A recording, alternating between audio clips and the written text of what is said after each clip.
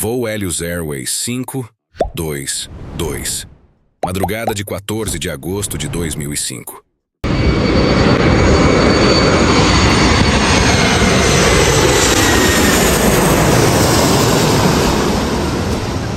Na madrugada de 14 de agosto de 2005, a tripulação de cabine do voo 522 da Helios Airways estava se preparando para sua jornada da ilha de Chipre até Atenas, Grécia. Andreas Prodromo, de 25 anos, era comissário de bordo, mas sonhava com voos maiores para a Helios. No cockpit, o capitão Hans Merton, um piloto da Alemanha Oriental contratado pela Helios para a agitada temporada de férias, se preparava ao lado de seu copiloto de Chipre, Pambo Zeralambous, que trabalhava exclusivamente para a Helios há 5 anos. Antes de qualquer voo, a tripulação deve realizar dezenas de verificações em vários equipamentos a bordo. Este é um procedimento rotineiro, mas essencial. A Helios é uma companhia aérea charter, e todos os 115 passageiros daquele voo matutino estavam prontos para embarcar. Pouco depois das 9 da manhã, o voo 522 da Helios Airways decola sob o sol brilhante. Após fazer contato com a torre de controle para receber autorização de decolagem, o 522 parte para seu destino. Minutos após a decolagem, o avião ainda estava subindo para seu nível de cruzeiro quando um alarme começou a soar no cockpit. O que é isso? A tripulação estava confusa. O alarme de configuração de decolagem normalmente só soa no solo, indicando que o jato não está pronto para decolar. A tripulação não sabia por que o alarme estava soando naquele momento. Novamente, o comandante entra em contato com a torre relatando que o alarme estava soando e pede orientação sobre qual atitude tomar. Com o primeiro alarme ainda soando, a situação no cockpit se tornava ainda mais confusa quando o alarme de advertência mestre disparou. Isso poderia indicar que alguns sistemas a bordo estavam superaquecendo. Ainda sem entender nada sobre o que estava acontecendo, o comandante não sabia o que fazer. Enquanto os pilotos e engenheiros de solo tentavam resolver os 2 alarmes, a maioria dos passageiros não tinha ideia de que havia um problema. Até que... Todos fiquem calmos e, por favor, permaneçam sentados. Coloquem as máscaras de oxigênio completamente sobre a boca e o nariz. Os pilotos não sabiam que as máscaras de oxigênio na cabine haviam caído e ainda não entendiam por que o aviso de configuração de decolagem estava ativado ou por que seus sistemas estavam superaquecendo.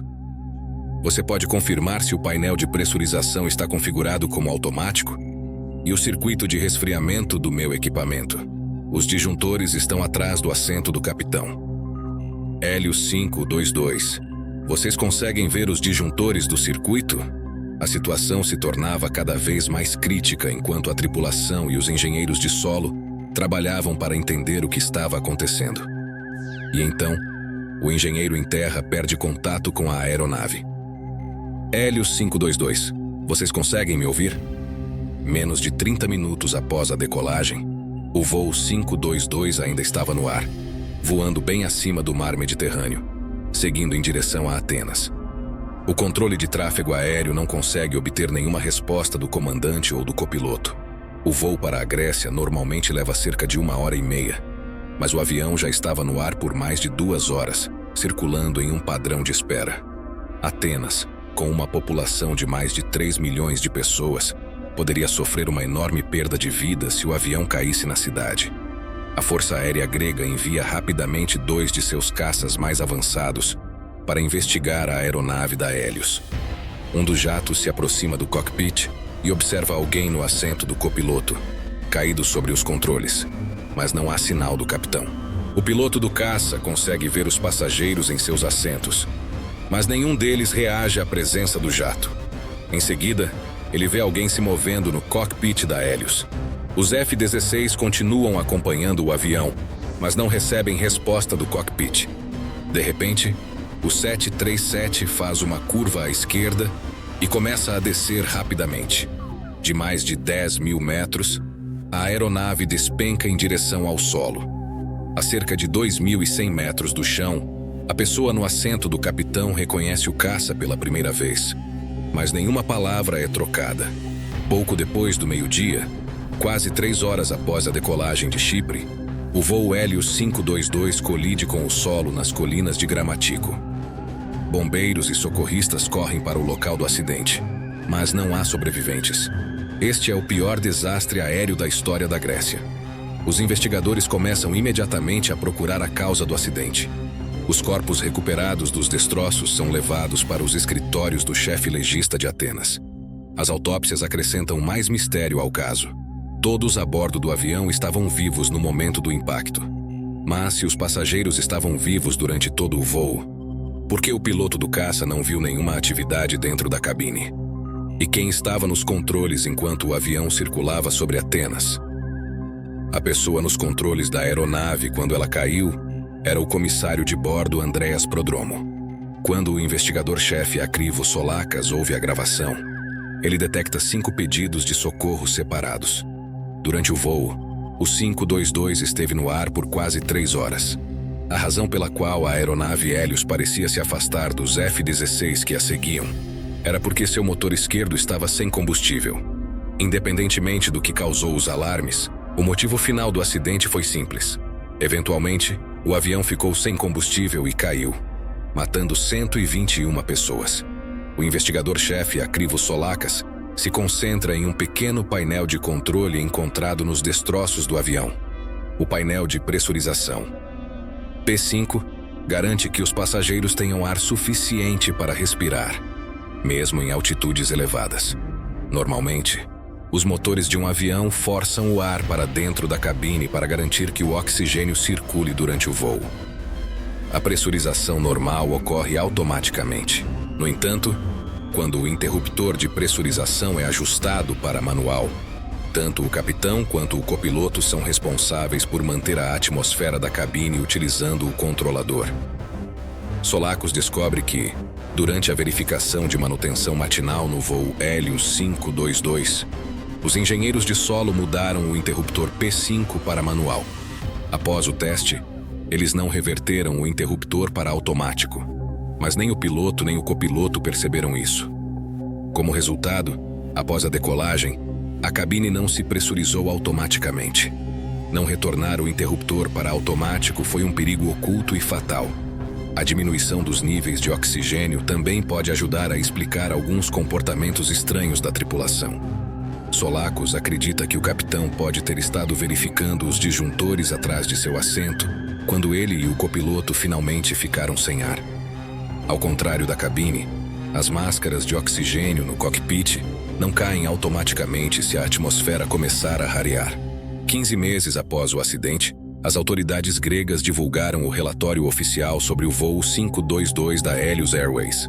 A descoberta de um pequeno interruptor revelou a chave para todo o acidente. As máscaras dos passageiros são alimentadas por um gerador químico acima de seus assentos, mas os geradores produzem oxigênio apenas por cerca de 12 minutos. Para aqueles que colocaram suas máscaras, eles teriam permanecido conscientes por vários minutos até que seu oxigênio se esgotasse. Então, eles também teriam desmaiado. Sem uma tripulação de voo, o Hélios 522 continuaria para Atenas no piloto automático. Quando a tripulação não assumiu o controle, o piloto automático teria colocado o jato em um padrão de espera enquanto sobrevoava o aeroporto. Mas Prodromo era um mergulhador e um ex-soldado das Forças Especiais Cipriotas. Seu treinamento pode ter ajudado a mantê-lo alerta por um pouco mais de tempo. Para sobreviver após o sistema de oxigênio dos passageiros parar de funcionar, ele precisava de outra solução. O 737 tinha 4 garrafas de oxigênio portáteis. Utilizá-las lhe daria alguma liberdade. Depois de 3 horas no ar, todos que não tivessem oxigênio engarrafado estavam inconscientes. Ao se aproximar de Atenas, o voo 522 era agora um avião fantasma. Enquanto os F-16 rugiam para encontrar o jato, e com o oxigênio se esgotando, ele deve ter sabido que também estava quase sem tempo. No entanto, até o fim ele não desistiu. Quando retorna ao cockpit, o jovem comissário de bordo, que sonhava em se tornar piloto, pede ajuda. Mas ninguém pode ouvi-lo, provavelmente porque o rádio ainda estava sintonizado no aeroporto de Larnaca, de onde o voo havia decolado. Lutando contra a hipóxia e tentando controlar um avião maior do que qualquer outro que já tinha pilotado, Prodromo estava em uma situação impossível. Mesmo que ele pudesse ter pousado o avião, já era tarde demais. O voo 522 estava sem tempo e sem combustível. Na colina ao norte de Atenas, onde o Hélio 522 caiu, há fotografias desbotadas de muitos dos que morreram. Desbotadas pelo brilhante sol mediterrâneo, elas olham sobre o antigo terreno acidentado, testemunhas silenciosas de um dos desastres aéreos mais estranhos e trágicos.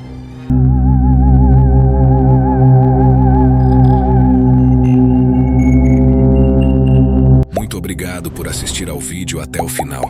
Se você gostou do conteúdo, não se esqueça de se inscrever no canal News Web Doc para mais vídeos incríveis. Sua inscrição e apoio são muito importantes para nós. Até o próximo vídeo!